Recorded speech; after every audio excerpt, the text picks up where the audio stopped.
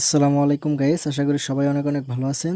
যখন আপনাদের বাসা বাড়িতে তারগুলো ছিঁড়ে যায় তখন আপনারা আলতু-ফালতুভাবে জোড়া লাগান। তো এই দেখেন আজকের জোড়াটা আমি দিচ্ছি। এইভাবে যদি আপনারা জোড়া লাগাতে পারেন তাহলে কিন্তু আপনার কখনোই তার আর সমস্যা হবে না। এই দেখেন আমি আপনাদেরকে জোড়া লাগাই দেখাচ্ছি, দেখেন।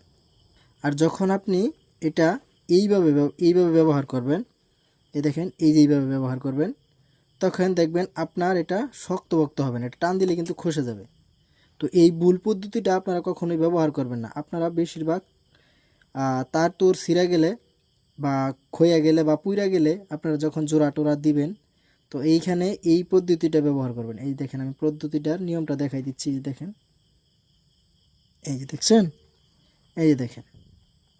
তো এখন আমরা এই যে এইভাবে দেব, এইভাবে দেওয়ার পর তো এইভাবে একটু ধরবো, ধরার পর এই দুইটা একসাথে করব, এই দুইটা একসাথে করব, আবার এই দুইটা একসাথে করব।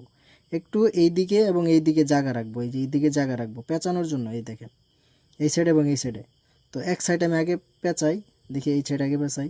এই যে এইভাবে যদি আপনারা করতে পারেন তাহলে দেখবেন আপনাদের কিন্তু কখনোই আর শর্ট সার্কিট হবে না, আর কখনোই রিস্ক থাকবে না।